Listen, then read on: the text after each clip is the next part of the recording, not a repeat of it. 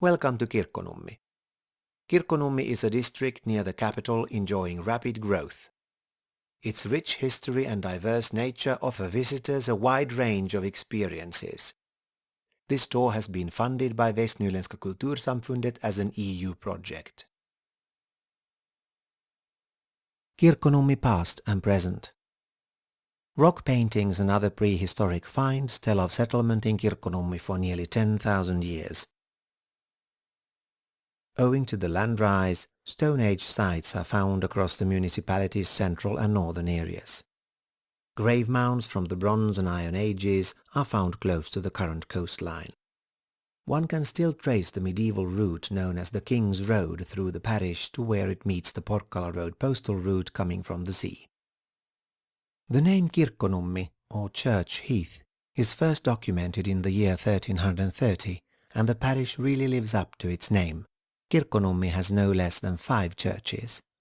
The 15th century Greystone church stands in the middle of the municipality and is dedicated to Archangel Michael. The wooden church at Aspsjö in the north was built in the 1820s. Obbones garrison completed a modern sea chapel in the 1960s, and Masaby Church is the first church to be built in Finland in the 21st century. A little earlier, the Pokrova monastic community in Jorvas in eastern Kirkkonummi converted an old stables into an Orthodox church, complete with golden onion dome, and consecrated in 2001. The old agricultural community was livened up from the turn of the 20th century, when artists and other villa guests began visiting the area by steamboat from the capital Helsinki.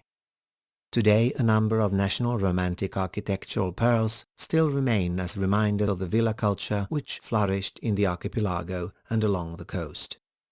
The Vitres cultural home was initially planned by architects Herman Gesellius, Armas Lindgren and Eliel Saarinen for their own use. Today it serves as a museum. Villa Viittorp by the same architects today provides function rooms, and Maivik's Art Nouveau mansion is a hotel catering for congresses and conferences.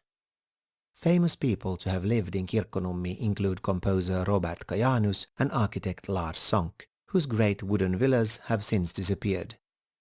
Meanwhile, the only remains of author Juhani Aho's summer visits to the archipelago are his fishing stories. The Porkkala parenthesis from 1944 to 56, when the area functioned as a military base for the Soviet Union and was completely closed off to the outside world, has changed the region's character for good.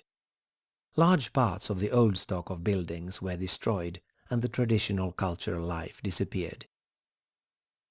Reconstruction welcomed new industry and a new Finnish-speaking population to Kirkkonummi.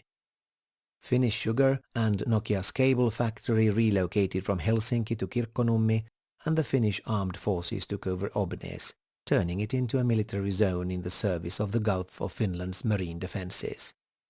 Today Kirkkonummi is a bilingual municipality with over 36,000 inhabitants.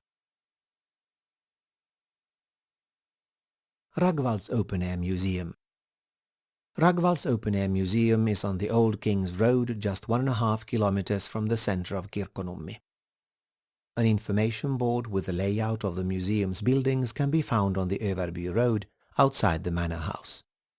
Parking is available behind the manor house where the pigsties formerly stood. Visitors are welcome to enjoy the wildlife and vegetation of the area at any time, maybe take a picnic on the steps up to the loft. The museum is open on Saturdays throughout the summer, but guided tours even for smaller groups can be arranged at other times. The routes to Ragvald's farm go back to the 16th century. The last private owner was a thrifty bachelor, leaving the contents, buildings and immediate environment untroubled by modernization. There has been a drying barn north of the road since the 1760s, and one can make out the various roads and paths from different eras in the landscape, now planted with grassland flowers. The old waterway, the Kvarnby stream, loops through the fields, and the medieval King's Road stretches away below the drying barn. The Helsinki-Karis railway crossing the fields was completed in 1903. To the south, the new Hanko Road was opened to traffic in 1960. The stone granary and the open cellar were probably built at the end of the 18th century, while the current manor house dates back to the beginning of the 19th century and the workers' quarters alongside to 1900. The wooden barn and sauna are also from the beginning of the 20th century, while the threshing house and the carriage house were built after the Porkkala parenthesis in the 1950s. Ragvald was part of the Soviet military base from 1944 to 56. In the former house of Uncle Elias, now Villa Elias, there is an exhibition about the Porkkala parenthesis. On the farm next to the old apple trees is a large buoy from a Second World War submarine net. The exhibition features the 1944 evacuation, life during the Porkkala parenthesis, and the mood during the final return in 1956. Particular care is given in the Ragvalds area to preserving old cultivated plants, archaeophytes, and landrace populations. There are over 50 different plants in the study garden, some of them having been saved from old gardens in Kirkkonummi. The stately elecampane and licorice-flavoured sweet cicely thrive, as do wormwood, southernwood, and rue. Don't pick the plants, and don't taste them either. Many of them are poisonous. Owing to the diversity of plants in the museum grounds, wildlife also thrives. In the summer one can admire the colourful display of butterflies, and in the winter watch goldfinches and other small birds feeding on the tall dry seed heads. For the same reason, thistles are left to grow on the roadsides. The Porkkala Peninsula, history and recreational areas. Access to the Porkkala Peninsula is from the Hanko Road at Tolsa along the historic Porkkala Road mentioned by Per Brahe as early as 1640. The road itself, though, is even older than that. A post office was set up in Porkkala in 1630 and a customs office opened in 1654. In Porkkala one can experience the sea without a boat. The archipelago's recreational area has both parking and harbour space. Information boards give directions and visitors are free to use the fireplace facilities. Porkkala's rocky coastline attracts many anglers, while Porkkala Marina provides a summer cafe and guest harbour. Porkkala's old name Purkal was mentioned even earlier than that of Kirkkonummi in the Danish king Valdemar Seir's medieval sailing route records. The name may be connected with the Finnish porkka, a pole used in seine fishing. The Gulf of Finland is at its narrowest by Porkkala and a convenient point to cross to Estonia. In 1583 Porkkala and the neighbouring villages had over 35 pilot stations, the owners of which were responsible for piloting ships across the Gulf of Finland. For this reason they were made exempt for a number of taxes. The owners did not necessarily undertake these duties themselves, but could employ someone else. By way of payment, the pilots received a pilot's cottage and a bit of land on which to grow food. Outside Porkkala at Rönnskär stands Finland's oldest remaining lighthouse from the year 1800. It was taken out of use in the 1920s, but the tower itself may still be seen from the mainland. Porkkala's new lighthouse on Kalboda Grund guides shipping today. It is surrounded by a seal sanctuary. Porkkala has always been strategically important because of its location on the narrowest passage of the Gulf of Finland. Many battles have been fought in the archipelago, and the islands are dotted with military emplacements and the ruins of firing positions and artillery batteries. The wrecks of many ships across the ages now lie on the bottom of the sea. Nature in the Porkkala archipelago is both interesting and diverse. Stora Träskön became a national park in 1938. This was dissolved following the Porkkala parenthesis, but the recreational area around the peninsula and its beaches and islands was established. The main Arctic bird migration route goes directly over Porkkala. The peninsula's high cliffs are great places for bird watching, and a bird tower at Källstrand faces both out to the sea and towards the land.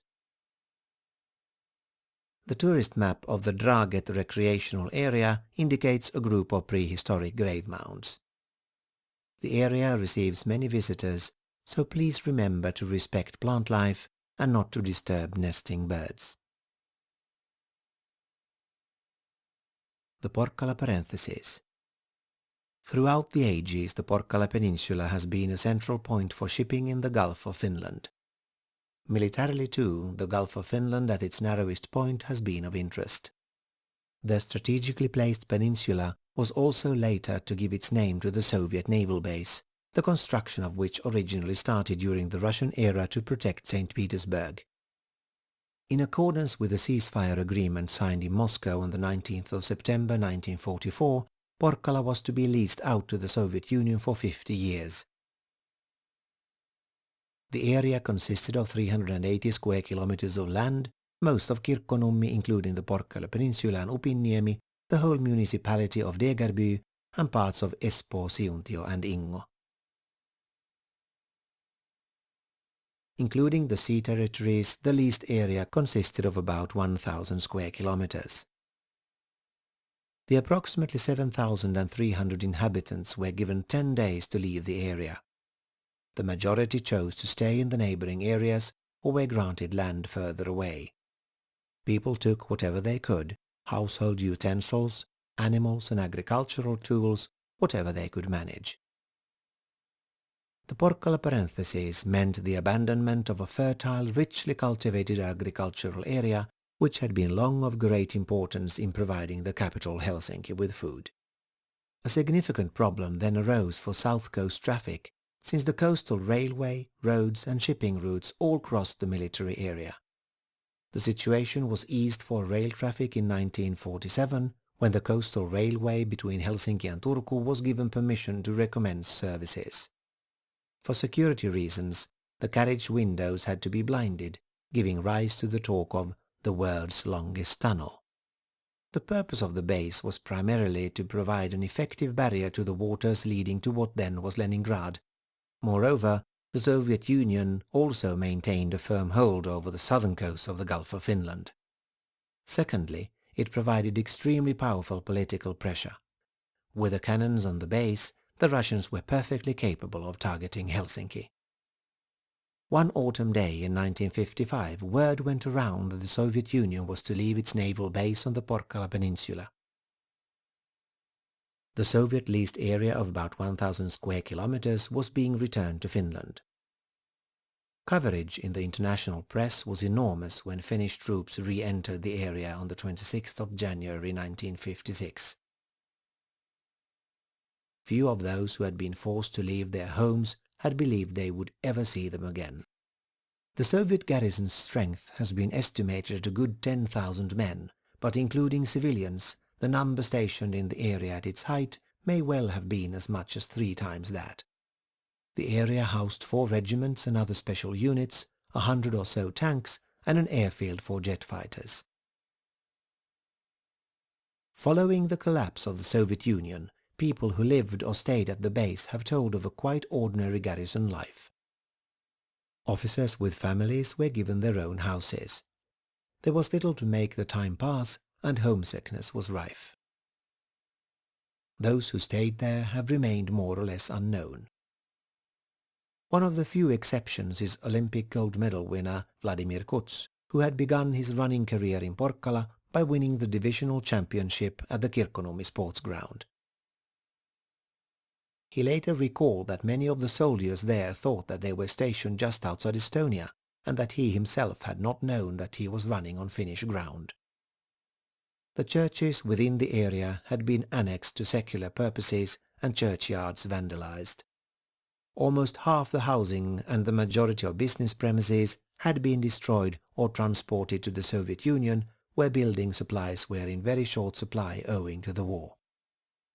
During the 11 years of the Porkkala parenthesis, the fields had grown over, large areas had been cleared of trees, and in places, the terrain blown to pieces by bombing. Among other things, barracks, bunkers, quays and roads had been built. Rebuilding began the first summer.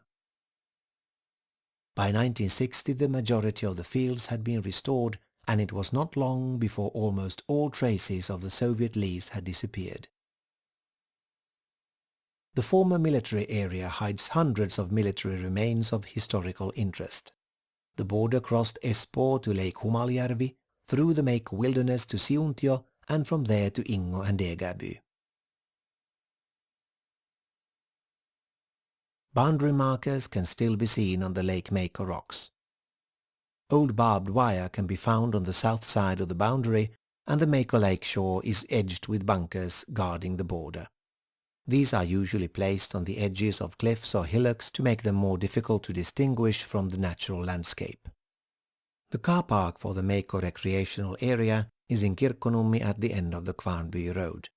From here pathways lead westwards towards the lake. The path to the eastern shore leads to the most extensive bunkers on the northeastern side. Depending on which way you choose to go, you can walk for a few kilometers.